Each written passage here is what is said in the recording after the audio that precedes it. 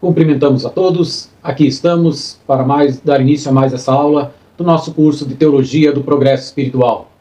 Esperamos que todos estejam na paz de Jesus e amparados pelo manto protetor de Nossa Mãe Santíssima. Iniciemos com a nossa tradicional oração ao Espírito Santo. Divino Espírito Santo, amor do Pai e do Filho, inspirai-me sempre o que devo pensar, o que devo dizer, o que devo calar, o que devo escrever, como devo fazer para obter a vossa glória, o bem das almas e minha própria santificação. Glória ao Pai, ao Filho e ao Espírito Santo, como era no princípio, agora e sempre. Amém. Na última aula falamos sobre, dando continuidade aos meios de santificação, os meios interiores, falamos sobre o conhecimento de Deus.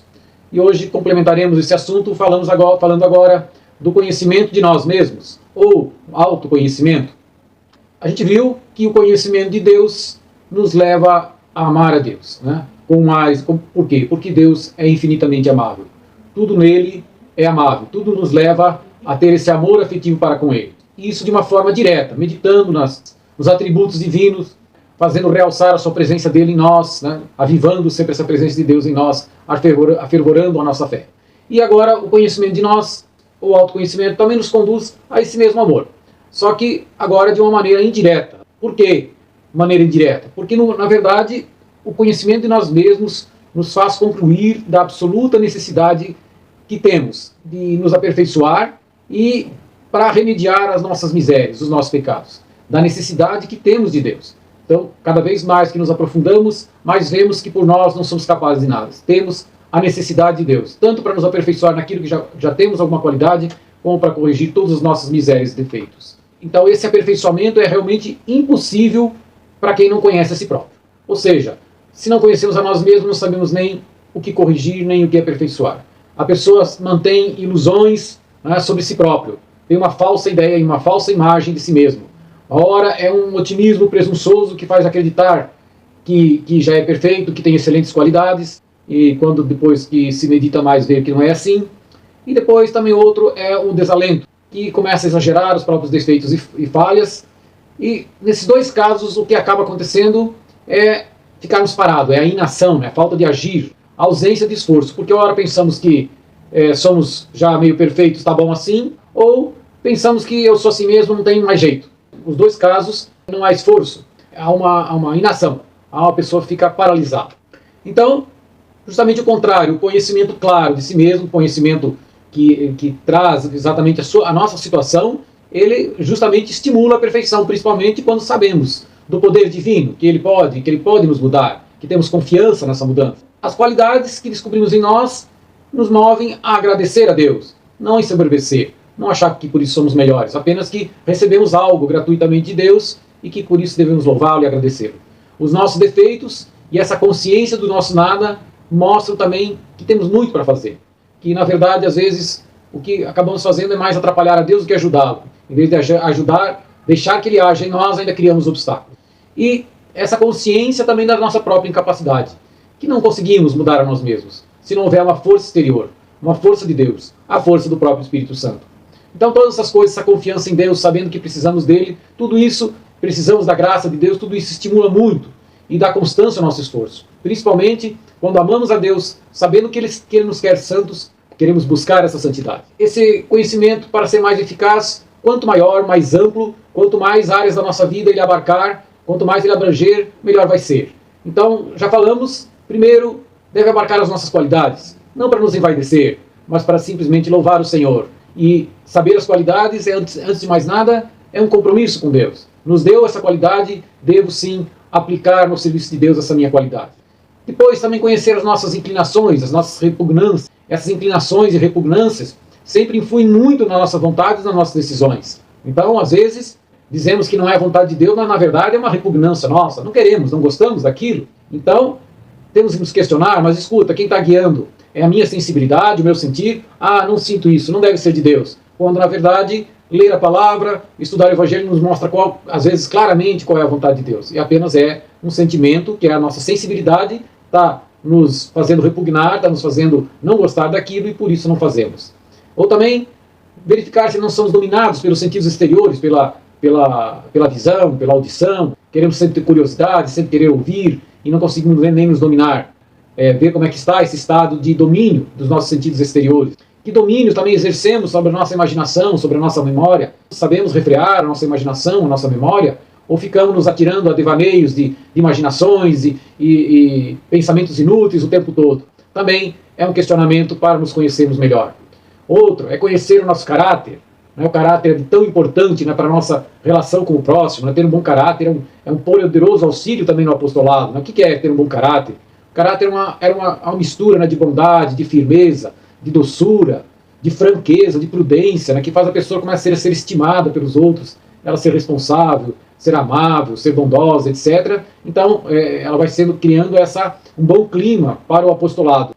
Outra coisa, conhecer os nossos hábitos, Os nossos hábitos, às vezes, de preguiça, de pequenos, às vezes, defeitos que às vezes irritam as pessoas, de fofocas, de maledicências, etc. Ou também saber os bons hábitos, somos disciplinados, etc. Também conhecer isso, ver o que precisa corrigir. Também conhecer os nossos dons sobrenaturais, a inclinação da graça, às vezes a nossa vocação, o nosso chamado especial. Se há algum chamado dominante, que é insistente, persistente dentro de nós, e recorrente, mais recorrente que qualquer outro. Também é importante conhecer. Depois, é claro, as nossas misérias, os nossos pecados, as resistências que fazemos à graça, nossas fraquezas, e também a história da nossa vida, os erros que cometemos para aprender com eles, os esforços que fizemos, ou se fomos preguiçosos, se não fomos generosos. Também avaliar se estamos progredindo. Tudo isso faz parte do autoconhecimento. Tudo isso deve ser estudado sem pessimismo, mas com imparcialidade, sempre contando com essa graça de Deus que pode nos corrigir, pode nos aperfeiçoar, pois afinal de contas é o desejo dele. E se é o desejo deles, podemos com certeza contar com com a ajuda dele, e que ele vai nos iluminar nossa fé, vai nos dar a força do seu Espírito Santo. Então, como é abrangente, esse perfeito conhecimento é algo muito difícil. Muito difícil. E também, por que é tão difícil? Além de ser abrangência, é porque a gente é muito atraído pelas coisas exteriores, somos seduzidos pelo exterior. Não nos agrada entrar no nosso interior para examinar essa nossa cela interior, escarafunchar lá por dentro, verificar e detectar os nossos defeitos. O nosso orgulho não gosta de identificar o que nós temos de ruim, o que nós precisamos melhorar, porque tudo isso gera compromisso e muitas vezes fugimos de nós mesmos. E depois também, porque esses atos interiores nossos, às vezes, são muito complexos. Para distinguir o que vem da natureza, o que é da graça de Deus, precisamos de muita atenção, muito discernimento, muita perseverança, e às vezes esse discernimento vem aos poucos. A partir do momento que vamos conhecendo melhor a graça de Deus, vamos conhecendo melhor a nossa natureza, com o passar do tempo aprendemos a discernir melhor o que é a vontade de Deus, o que é da nossa natureza, etc. Mas isso leva um bom tempo. A melhor forma de chegarmos a esse conhecimento de nós mesmos é pelo exame de consciência. O exame de consciência é algo genérico na vida do progresso espiritual de todos os cristãos. Não há ordem religiosa que não estimule o exame de consciência. Veremos aqui algumas regras gerais para esse exame de consciência. Primeiro, claro, fazer uma vez durante o dia, pelo menos. Alguns locais eles falam mais, falam 2 até 3 vezes durante o dia o exame de consciência, mas pelo menos uma vez ao dia. E começamos sempre, claro, pedindo a luz do Espírito Santo. Ele que vai pode sondar o nosso exterior, pode fazer com que visualizemos os nossos defeitos e as nossas qualidades também. Então, depois de pedir o Espírito Santo, colocar-se então na presença de Jesus. E ter ele como modelo. Se eu tenho dúvidas, ou se o meu comportamento está correto, vou no modelo de Jesus. Vou ver o comportamento de Jesus, como ele agiu, como agiria. Ou também podemos nos mirar em Nossa Senhora, na santidade dela, também. E aí com isso podemos comparar as diferenças do nosso comportamento com o comportamento de Jesus. No início da vida espiritual, nos principiantes, às vezes é útil fazer esse exame de consciência anotando as falhas, de um dia para o outro, para acompanhar, para ver se melhoramos, quantas vezes repetimos, quantas vezes incidimos em certos defeitos. Depois, normalmente isso vai sendo abandonado, até porque vai se tornando mais corriqueiro e se faz com mais facilidade. Depois devemos entrar então no profundo da nossa alma, dos atos exteriores que nós praticamos, dos pecados, dos defeitos, devemos passar para a análise interior. Se ao falhar, por exemplo, com a caridade, falamos mal de uma pessoa, devemos verificar por que falamos. Será que não foi por inveja?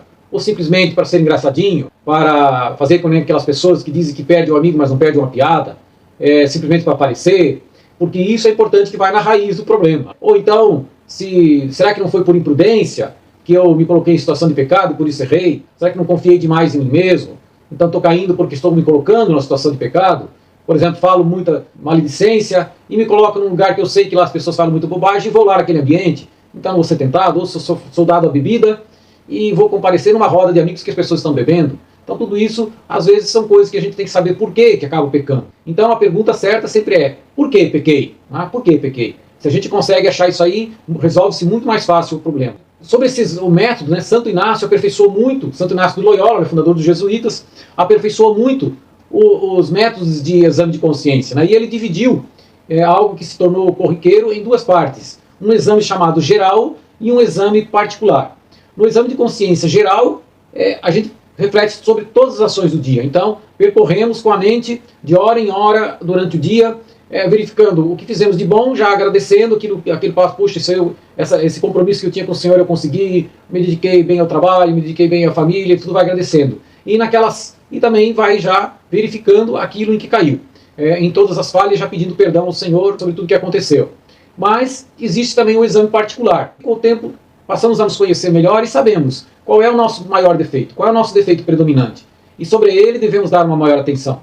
Então, todos esses dois exames, tanto o geral como o particular, podem ser feitos no mesmo momento. Primeiro fazemos o geral e depois partimos para o particular, aquele que é do defeito predominante.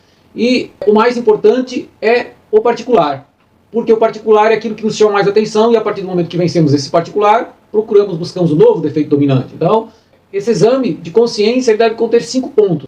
Primeiro, agradecer a Deus pelos benefícios recebidos, ou seja, aquilo que vemos de qualidade. Depois, pedir a Deus também a graça de conhecer os pecados para libertar-se deles. E aí é esse processo de cada hora repassar e verificando o que errou, tanto por pensamentos maus que teve, condescendeu com eles, ficou pensando neles muito tempo, por exemplo, um desejo de vingança que ficou sendo alimentado, ou também pensamentos luxuriosos às vezes. Depois percorremos também por palavras grosseiras, palavras inúteis, maledicências, e por fim pelos atos que praticamos que não estão de acordo com a vontade de Deus. O quarto é pedir perdão por essas faltas. E por fim, propor-se emendar, pedir a graça de Deus para que no dia seguinte sejamos melhores. Então, como falei, o exame particular é mais importante que o exame geral. Primeiro porque ele encara de frente o defeito particular. Então, se eu sou uma pessoa, por exemplo, os homens costumam ser mais, muito irritados, muito grosseiros, eles vão se preocupar isso, por exemplo, digamos, dentro da família, com a esposa, ou no trabalho, muito autoritário, etc. Então eles vão se policiar durante as horas do dia se incorreu naquele seu defeito predominante.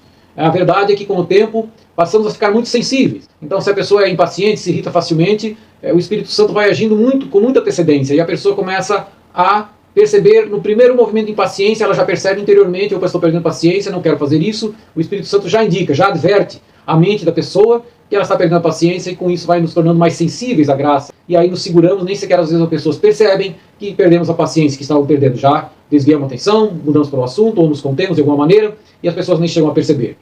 Então, no defeito predominante, quando contactamos esse defeito, também devemos nos esforçar para progredir na virtude oposta. Veja que às vezes quando falamos de uma virtude, praticamos umas, na verdade estamos aperfeiçoando vários.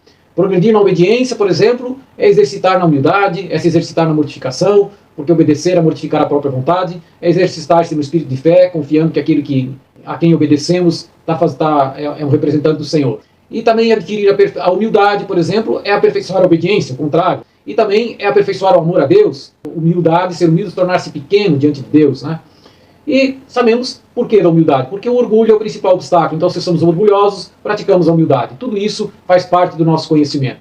Então, devemos atacar esse defeito predominante, esforçando sempre para praticar a virtude oposta. E o principal objetivo é as manifestações exteriores, eliminando principalmente o que ofende, escandaliza o próximo. Então, quanto à caridade, diminuir, se falamos palavras grosseiras ou se costumamos ironizar, fazer gozações com o nosso próximo, enfim, devemos ir à causa interior disso. Como já falei, se são sentimentos de inveja, se é o desejo de brilhar, se é um orgulho que faz desprezar os outros, etc. O importante é não se restringir só na luta contra os defeitos, mas cultivar a verdade oposta, fazer propósitos concretos de combate ao orgulho, exercitar-se na humildade, no esquecimento de si mesmo, falar pouco, dar aos outros a oportunidade de falar, amar a vida oculta. Se o nosso defeito predominante é a avareza, vamos tentar ajudar o próximo, tirando sempre algo que faz falta, para ajudar o próximo, com isso diminuir a nossa avareza. Se o nosso defeito for a vaidade, procuraremos vestir-nos com recato, com simplicidade, também não usar tanta maquiagem, se for mulher, etc. Se o defeito principal é a gula, vamos comer, às vezes em cada refeição, um pouquinho do que não gostamos, vamos nos abster de comer às vezes uma coisa que gostamos, procurando não fazer um jejum, uma mortificação no gosto. Se o nosso defeito predominante é a ira, vamos suportar pequenas contrariedades, vamos buscar suportar, não vamos reclamar. Tem gente que reclama de tudo, né? São João da Cruz vai dizer que quem reclama de tudo nem bom cristão é. Suportar com paciência as pequenas contrariedades, exercitamos o controle da nossa ira.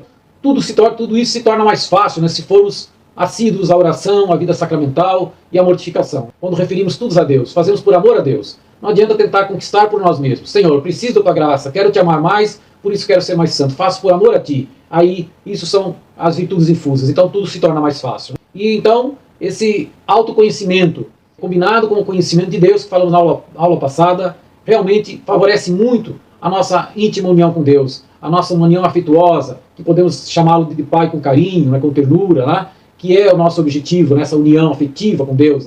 Ele é a infinita perfeição e nós a extrema indigência. É isso que chegamos à conclusão. Precisamos de Ti, Senhor, precisamos de Ti, é sempre que nós precisamos, sempre que nós chegamos à conclusão. É nele que encontramos tudo que nos falta, contando sempre com a Tua graça.